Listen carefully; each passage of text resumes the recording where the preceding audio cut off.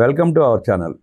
నమస్కారం. అమరావతి చంద్రబాబు నాయుడు గారు విభజిత ఆంధ్రప్రదేశ్లో పదవి బాధ్యతలు చేపట్టిన తర్వాత అమరావతి నిర్మాణాన్ని చేపట్టి అమరావతి రాజధానిని ప్రకటించి నిర్మాణాన్ని చేపట్టి రైతుల వద్ద నుండి స్వచ్ఛందంగా ల్యాండ్ పూలింగ్ పద్ధతిలో 30,000 ఎకరాలకు పైగా సేకరించిన పరిస్థితి మనం చూసాం. ఆ తర్వాత వచ్చిన ప్రభుత్వం ఆనాడు వ్యవహరించిన తీరు వల్ల అమరావతి కుంటుపడినా మళ్ళీ 2024లో చంద్రబాబు నాయుడు గారు ముఖ్యమంత్రిగా ప్రమాణ స్వీకారం చేసిన వెంటనే అమరావతి నగర నిర్మాణాన్ని శరవేగంగా ఎలా పరుగులు పెట్టిస్తున్నారో చూస్తున్నాం. మరిన్ని అవసరాల కోసం రెండో విడత ల్యాండ్ పూలింగ్కి సంకల్పించింది కూటమి ప్రభుత్వం. స్వచ్ఛందంగా రైతులు వచ్చి ఇస్తూ ఉన్నారు. అలా ఇవ్వడాన్ని వ్యతిరేకిస్తున్నారు కొంతమంది మేధావులు.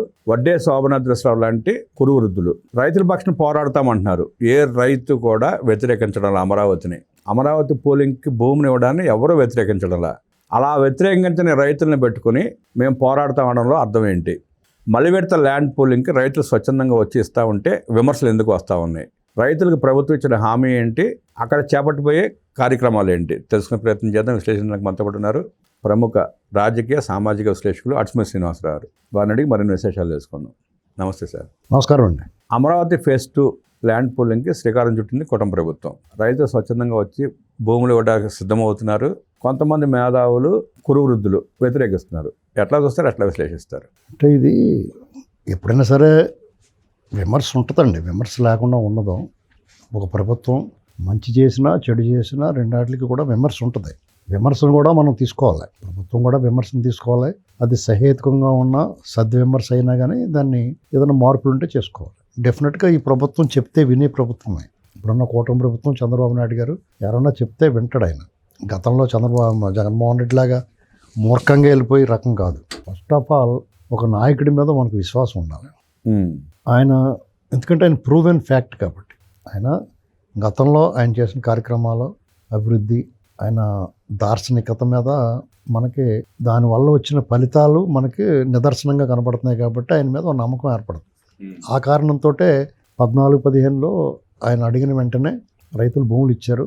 ఆ భూములు ఇచ్చిన రైతుల్ని తర్వాత వచ్చిన ప్రభుత్వం నమ్మక ద్రోహం చేసి ఇబ్బంది పెట్టిన అమరావతి ఆ నగరం నిర్మాణానికి ఆటంకాలు ఏర్పరిచి కించపరిచి అది లేకుండా చేద్దామని చూసినా కానీ ప్రకృతి కూడా ఒప్పుకోలేదు. న్యాయస్థానాలు అడ్డుకున్నాయి. అలాగే రైతులు, మహిళల పోరాటం, వాళ్ళ శక్తి, వాళ్ళ సంయమనం, వాళ్ళ సహనం దాన్ని కాపాడుకుంది. కాబట్టి దానికి ఇంక తిరుగులేదని అనిపిస్తుంది. ఎందుకంటే క్షేత్రమయం ఉంది. అదొక ఎమోషన్ అమరావతి అనేటువంటిది. ఎందుకంటే అది విధిలిఖితమో యాదృచ్ఛికమో తెలియదు కానీ ఒకనాడు 1000 సంవత్సరాల క్రితం అది రాజధానిగా ఉంది. భారత ఉపఖండాన్ని పరిపాలించింది. ఇప్పుడు మళ్ళీ ఆ అవకాశం, ఆ కాలచక్రం తిరిగి మళ్ళీ అవకాశం వచ్చింది. అది యాదృచ్ఛికం అనుకుంటలేదు, విధిలిఖితం అనుకుంటున్నాను. ఎందుకంటే ఆ అమరావతి ఆనవాళ్ళు లండన్ మ్యూజియంలో కూడా ఉన్నాయి. ఇది అనేక సార్లు మాట్లాడుకున్నాం. ఇప్పుడు 33,000 ఎకరాలు సేకరించారు. దాన్ని కొన్ని ప్రభుత్వ రంగ సంస్థలకి, అలాగే ప్రభుత్వానికి అవసరమైన అసెంబ్లీ భవనం లేదా ఇలాంటివన్నీ కట్టడానికి, హైకోర్టుల నిర్మాణానికి, ఐకానిక్ బిల్డింగ్స్కి వాటికి కేటాయించారు. అలాగే అధికారులకి, ఉద్యోగులకి కొన్ని క్వార్టర్స్ నిర్మించారు. ఇవన్నీ దాంతోపాటు మౌలిక వసతులు, రోడ్ల నిర్మాణం ఇవన్నీ పోగా ఒక 4,500 ఎకరాలు మిగులుతుంది రైతులకు ప్లాట్లు ఇచ్చేయగా. చిన్న చిన్న సమస్యలు ఉన్నాయి. రైతులకు ప్లాట్లు ఇవ్వటం, ఇచ్చేటప్పుడు కానీ తీసుకునేటప్పుడు కానీ కొన్ని 29,000 పైచిలకు రైతుల్లో ఒక 200 మంది 300 మందికి ఇబ్బందులు ఉన్నాయి. లేవని చెప్పలేం. ఆ ఇబ్బందులు కూడా కొంత అధికారులు సమన్వయం లోపం వల్ల కానీ, వాళ్ళ నిర్లక్ష్యం వల్ల కానీ, వాళ్ళ అహంకారం వల్ల కానీ కొంతమంది రైతులు ఇబ్బంది పడుతున్నమాట వాస్తవం. దాన్ని అధికారులు, పై అధికారుల దృష్టికి, నాయకుల దృష్టికి తీసుకెళ్ళినప్పుడు దాన్ని సార్ట్అవుట్ చేస్తున్నారు. ఇందులో మళ్ళీ కొంతమంది దొంగ రిజిస్ట్రేషన్లో ననపనేని రామారావు గారు ఉన్నాడు ఒక ఆయన అనంతవరంలో. మనం వెళ్ళాం కదా ఒకసారి మన ఇంటికి. ఆయన ఎంత హార్డ్ కోర్ టీడీపీ అభిమాని, ఎంత అమరావతి ఉద్యమంలో పాల్గొన్నాడో, అమరావతి పట్ల భూములు ఇవ్వడానికి ఆయనకు చిన్న సమస్య ఒకటి వచ్చింది. ఆ సమస్యను సాల్వ్ చేయడానికి ఆయన ఇబ్బంది పెడుతున్నారు అధికారులు. ఇలాంటివి రాకుండా చూసుకోవాలి. ఎందుకంటే అటువంటి ఇంతలాగా ఉద్యమంలో పాల్గొని రైతులు స్వచ్ఛందంగా ఇవ్వటానికి అందరికీ ప్రోత్సహించిన వాళ్ళకి ఇబ్బంది రాకుండా చూసుకోవాలి. అటువంటి చిన్న చిన్నవి ఉన్నాయి. ఇక రెండో విడత భూస్వామి సమీకరణకి ప్రభుత్వం ప్రయత్నిస్తుంది. రైతులు కూడా స్వచ్ఛందంగా వచ్చేస్తున్నారు. ఇక్కడ గుర్తుపెట్టుకోవాలి దీన్ని వ్యతిరేకించేవాళ్ళు. కారణం ఏంటంటే అండి, ఇవాళ రైతువారీగా అమరావతిలోనే అని కాదు, రాష్ట్రంలో ఎక్కడా కూడా రైతుకి ఒక రకమైన ఇబ్బంది ఉంది. ఏంటి? తను పండించిన పంటకి దిగుబడి రావటం ఒక ఎత్తు అయితే, పండిన దిగుబడి వచ్చిన తర్వాత ఆ పంటకి సరైన ధర గిట్టుబాటు ధర రావడం అనేటువంటి చాలా కష్టం అవుతుంది. వీటిని మించిన బెడద సమస్య ఏంటంటే రైతు కూలీలు దొరకకపోవడం. రైతు కూలీలు దొరకపోవడం, ప్రకృతి సహకరించకపోవడం, ధరలో గిట్టుబాటు ధరలు రాకపోవడం అనేటువంటిది ఎప్పటి నుంచో ఉన్న సమస్య ఇది. కానీ రైతు కూలీలు దొరకపోవడం అనేటువంటిది సమస్య కొత్తగా ఎదురైంది ఇటీవల కాలంలో 12 ఏళ్ళ నుంచి. దీనికి కారణం ఏంటంటే ప్రభుత్వ సంక్షేమ పథకాలు, అలాగే డిగ్నిటీ ఆఫ్ లేబర్. చాలామంది ఈ కూలి పనులు రావడానికి ఇష్టపడల. చిన్నదో పెద్దదో కార్పొరేట్ సర్కిల్లో ఏదో ఉద్యోగం చేసుకుందాం అన్న లెక్కలో ఉన్నారు. కూలీలు దొరకడం మానేసి తక్కువైపోయారు. కూలి పనికి వెళ్ళాల్సిన అవసరం కూడా తగ్గింది. వాళ్ళకి వేరే రూపంలో వాళ్ళకి ఆదాయం పెరిగింది. కాబట్టి ఇప్పుడు రైతు వారీగా తను పొలంలో దిగి పని చేసుకోగలిగినోడు మాత్రమే వ్యవసాయం చేయగలుగుతున్నాడు. మనుషుల్ని పెట్టి వ్యవసాయం చేద్దాం అనుకున్న వాళ్ళ వల్ల కావట్లా. అది చాలా ఖరీదైన వ్యవహారం అవుతుంది. ఆ పని కూడా తిన్నగా చేయించుకోలేకపోతున్నాడు. కాబట్టి వాళ్ళ రైతుకు ఒక రకమైన విసుగు వచ్చింది, ఏంట్రా బాబు అని. ఇలాంటప్పుడు ఈ ఈ రకమైన ఆఫర్ వస్తే బతుకు జీవుడా అంటే ఇచ్చేస్తారు. దాంతోపాటు నెక్స్ట్ ఏంటంటే ఒక ఆశ ఉంటుంది, ఇక్కడ డెవలప్మెంట్ అవుద్ది, మన భూములకు మంచి రేట్లు వస్తాయి, మనము కూడా ఈ రాష్ట్ర రాజధానికి భూములు ఇచ్చేమన్న ఆత్మసంతృప్తి, ఇన్ని రకాల మేళ్ళు ఉన్నాయి, ఇందులో తృప్తి ఉంది. వాళ్ళు ఇవ్వటానికి వచ్చారు. అయితే ఈ లోపల వడ్డే సోమనాథ్ గారు ఇంకా తదితరులు కొంతమంది దీన్ని విచిత్రంగా జగన్మోహన్ రెడ్డి ఎవరు మాట్లాడట్లా, రాష్ట్రంలో ప్రతిపక్షం మాట్లాడట్లా. వడ్డే సోమనాథ్ గారు లేకపోతే ఈవీఎస్ శర్మ అని వైజాగ్ నుంచి ఇలా కొంతమంది ప్రకృతి ప్రేమికులు ఎన్జిటీలో కేసులు వేసి వాళ్ళు, ఇలాగ వడ్డే సోమనాథ్ గారు లాంటి రిటైర్ అయిపోయిన రాజకీయ నాయకులు అకారణ ద్వేషంతో కూడా మాట్లాడుతున్నారు చంద్రబాబు. ఇది అంతా కూడా రైతులమే ప్రేమ అనిపించట్లే నాకు. ఎందుకంటే చంద్రబాబు గారి మీద అకారణ ద్వేషంతో మాట్లాడుతున్నట్టు అనిపిస్తుంది.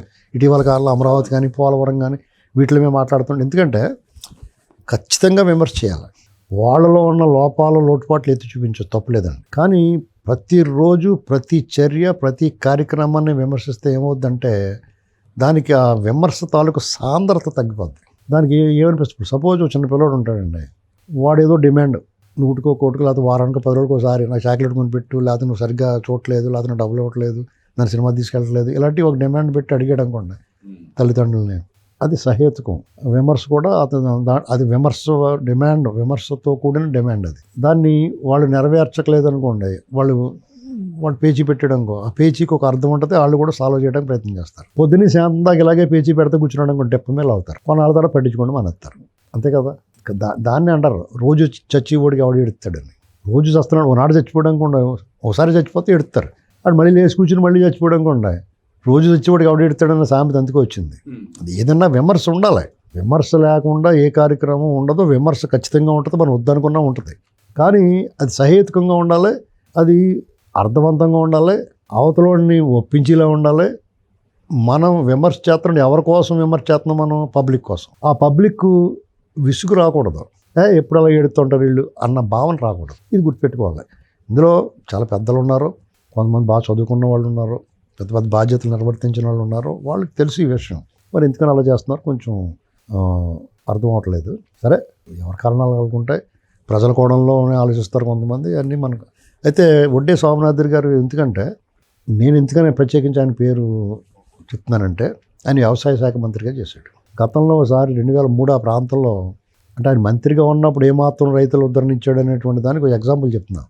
మా రాజమండ్రి పార్లమెంట్ పరిధిలోనే అప్పటికి కడియం కాన్స్టిట్యున్సీ, అది మా ఊరు. ఇప్పుడు రాజనగరం కాన్స్టిట్యున్సీ, అప్పుడు కడియం కాన్స్టిట్యున్సీ. అప్పుడు చెరువు కరువు వచ్చి 2 ఏళ్ళు నిండిపోయింది. మామూలుగా మా ఊళ్ళో మా పెద్ద చెరువు 600 ఎకరాల చెరువు అండి. అది వెంకయ్య చెరువు అండి, అడుసుమిల్లి వెంకయ్య చెరువు. అది మా తాతయ్య గారి పేరున ఉంటుంది, మా ముత్తాత పేరు, మా పూర్వీకుడి పేరుని, బ్రిటిష్ రికార్డ్స్లో కూడా ఉంటుంది. అది ఒక్కసారి నిండితే చెరువు 3 ఏళ్ల పాటు ప్రపంచం అంతా మునిగిపోయినా కానీ ఇబ్బంది ఉండదు. అటువంటిది కూడా కరువు వచ్చింది, ఎండిపోయింది. దాంట్లో మేము తొర్రిగడ్డ పంపింగ్ స్కీమ్ ద్వారా నీళ్లు వదలండి, చెరువులకు నీళ్లు వదలండి, మీకు మంచి పేరు వస్తుంది ప్రభుత్వానికి, రైతుల పట్ల మీరు. అంటే మా ఒక్క చెరువే కాదు, ఇంకా దోసకాయలపల్లి, మురారి, గండేపల్లి, ఇలాగ అన్ని చెరువులు నింపుకుంటూ పోతారు, అన్నిటికి వస్తుంది నీరు. ఇప్పుడు ఆ గండికోట రిజర్వాయర్ నీళ్ళు ఎలా తీసుకెళ్లారో అలాగే తొర్రిగడ్డ పంపింగ్ స్కీమ్ నుంచి నీళ్ళు తీసుకురావచ్చు. ఆయన కనీసం మా ఊరు వచ్చి సందర్శించి, మీరు ఒకసారి ఫెలిసిటేషన్ చేస్తాం మీకు, ఈ కార్యక్రమం చేసి మీరు మంచి పేరు, ప్రభుత్వానికి మంచి పేరు వస్తుంది, మీకు మంచి పేరు వస్తుంది, రైతుల్లో మీకు సానుకూలత ఏర్పడుతుందని చెప్తే, అంటే దాదాపు 3-4 నియోజకవర్గాలు కవర్ అవుతుంది. అసలు మా ఏం కూడా చూడలేదు నేను. అంటే అంత బాధ్యత. ఇవాళ పదవి పోయిన తర్వాత చంద్రబాబు నాయుడు గారు దూరం అయిన తర్వాత ఎవడో పట్టించుకోపోయిన తర్వాత మాట్లాడితే ఆ అంటే అపరాధం ఊ అంటే అపరాధం అన్నట్టుగా అధికారం ఉన్నప్పుడు అమరావతి భూములు ఇచ్చిన రైతులు ఎక్కిరిస్తున్నారో అమరావతి అని ఎక్కిరించిన వాళ్ళకి వాళ్ళ వేదికల మీద కూర్చొని పుస్తకాలు ఆవిష్కరణ చేస్తున్నారు, వాళ్ళతో చేరి విషం చిమ్ముతున్నారు. ఇది తగదు. ఒకవేళ వీళ్ళు ఎంత అరుచుకున్నా గింజుకున్నా గీ పెట్టినా జరిగేది జరగక మానదు, జరగనిది ఎప్పటికీ జరగదు అన్నట్టుగా ఉంటుందండి. కాబట్టి అమరావతి రెండోసారి పోలింగ్ రైతుల భూములు ఖచ్చితంగా చంద్రబాబు నాయుడు గారి మీద విశ్వాసం సడలదు అనేటువంటి దానికి నిదర్శనం. రైతులందరూ స్వచ్ఛందంగా ఇవ్వటం, సంవత్సరానికి 40,000 కౌలు ఇస్తానంటాం. అక్కడ వీళ్ళు తీసుకొచ్చే ప్రాజెక్టులు గ్రౌండింగ్ అయితే అక్కడ జనం ఎవరు ఉన్నారో, అక్కడ కంపెనీలు ఉంటాయి కానీ జనం ఉండరో, ఇలాంటి మాటలు మాట్లాడుతున్నారు. కొద్దిగా వేచి ఉండాలి. అప్పుడు కూడా గచ్చిబౌలి గురించి, ఫైనాన్షియల్ డిస్ట్రిక్ట్ గురించి అలాగే మాట్లాడారు. మన శంషాబాద్ ఎయిర్పోర్ట్ అప్పుడు ఇలా మాట్లాడారు. కాబట్టి మనం తొందరపడి విమర్శించకూడదని. అక్కడ జనం లేకపోవడం 29 గ్రామాలు ఉన్నాయి. చుట్టూరు మంగళగిరి, తాడేపల్లి, తెనాలి, గుంటూరు, విజయవాడ, గన్నవరం, నూజివీడు, గొల్లపల్లి, గొల్లపూడి ఇవన్నీ చుట్టూరు గ్రామాలు. ఇవాళ అమరావతి సిఆర్డే ప్రాంతంలో సుమారుగా 60 నుంచి 70 లక్షల మంది జీవిస్తున్నారు. అది ఈ కార్యక్రమాలు వీళ్ళు బిల్డింగ్లు తయారయ్యే అధికారులు అందరూ అక్కడే ఉన్న తర్వాత ఒక రకమైన చైతన్యం వస్తుంది. అక్కడ ఆ చలనం కనిపిస్తుంది. ఆ వాతావరణం ఇప్పటికే రాత్రులు మీరు అక్కడ చూడండి వర్కులు జరుగుతూ ఉన్నాయి. కొంచెం స్లోగా జరుగుతూ ఉండొచ్చు, వేగం పెరుగుతుంది. అక్కడ చంద్రబాబు నాయుడు గారు కూడా ఒక టార్గెట్ పెట్టారు, చచ్చినట్టు చేసి తీరాలి వాళ్ళు. కొంతమంది కాంట్రాక్టులు పలానావాడికి ఇచ్చారు, ఎవరికి ఇస్తేటి ఆడ తప్ప ఇంకోటి దారి లేదు, నువ్వు చెయ్యి, నువ్వు వాడికి ఇవ్వద్దు అన్నావు, నువ్వు చేయగలవా? మనం ఏంటంటే ఒక మాట రాయి ఇసిరేయటం ఈజీయే. అక్కడ మంచోడో చెడ్డోడో ఆడ తప్ప దారి లేదండి మన రాష్ట్రాల్లోనూ. లెగవడానికి నడుము పని చేయని వాళ్ళు కూడా అది చేయట్లేదు ఇది చేయట్లేదు అని చెప్పి మాట్లాడుతున్నారు అక్కడ కూర్చొని. అంటే మనం మరి వాళ్ళని కూడా విమర్శించొద్దురండి, పెద్దోళ్ళు కదా. విమర్శించడం కాదు, విమర్శలో కూడా సహేతుకత ఉండాలి. అంటే దానివల్ల ఏమవుద్దంటే వాళ్ళు చాలా జ్ఞానులు, బాగా చదువుకున్న వాళ్ళు, చాలా అనుభవజ్ఞులు. వాళ్ళ మాటకి విలువ తగ్గిపోతుంది నా బాధ ఇలా ప్రతిదానికి విమర్శిస్తాయి. ఇప్పుడు చంద్రబాబు నాయుడు గారు నించున్నా కూర్చున్నా ఆ అన్నా ఊ అన్నా అపరాధం అన్నట్టు చూస్తుంటే దానివల్ల ఏమవుతుందంటే ఆ మాట విలువ పోద్ది. ఆ మాట విలువ పోయిందంటే నిజంగా వాళ్ళు మంచి చెప్పినా కానీ జనం వినరు. ఒకవేళ జనం విని మాత్రం ఏం చేస్తారు? ఏం చేయాలి? చంద్రబాబు గారిని ఓడించాలా? అంటే తిని కూట్లో మన్ను పోసుకుంటాడు ఎవడన్నానే? పులి నోట్లో తలబెడతాడా ఎవడన్నానే? ఆ అరాచకాన్ని ఆహ్వానిస్తారా? ఏంటండి నోటికాడ అన్నం పళ్ళని తన్నేసినోడు జగన్మోహన్ రెడ్డి చంద్రబాబు నాయుడు గారిని కాదు అనుకుని ఆ నోటికాడ అన్నం పళ్ళని తన్నోడి దగ్గరికి వెళ్తారా? పేద ప్రజలైతే మాత్రం. ఇది ఒక కులాన్ని, ఒక ప్రాంతాన్ని హ్యూమిలేట్ చేసి నానా దారుణాలు అరాచకం, ఒక పార్టీ కార్యకర్తను రక్తగాయాలు చేసి సకల జనుల్ని హింసకు గురి చేసి అరాచకం చేసి అతను ఎలాగ ఆహ్వానిస్తారు? అంటే వీళ్ళని విమర్శించి వీళ్ళని ఓడిస్తే ఎవరిని తీసుకురావాలి? మూడో ప్రత్యామ్నాయం కొత్తోడు సచ్చినా రావడండి ఎవడున్నాయి, ఎవడు నిప్పడతండి ఇందులో? ఇవాళ మేము మూడో ప్రత్యామ్నాయంగా వద్దామని ఒకళ్ళిద్దరు పేర్లు వినపడుతున్నాయి. వాళ్ళు పక్కోడు కాపీ ఇప్పించారు ఎప్పుడన్నా? ఎన్నికల పోటీ చేస్తే 3 వందల ఓట్లు వచ్చినాయా అన్నది ప్రశ్న. ఓట్లు వస్తాం రాకపోతాం కాదు, ఆడు ఎంతవరకు కంట్రిబ్యూట్ చేస్తున్నాడు. ఇక్కడ అది రాజకీయాలంటే చాలామంది ఎన్నికల్లో నిలబడ్డాడు, ఆడు లక్కీగా గెలిచేసాడు అనుకుంటాం. వాళ్ళకి ఎంతో కొంత ఇమేజ్ ఉండాలా, లేదా ఆడికన్నా ఉండాలి, వాళ్ళ పార్టీ కన్నా ఉండాలి ప్రజల్లో ఇమేజ్.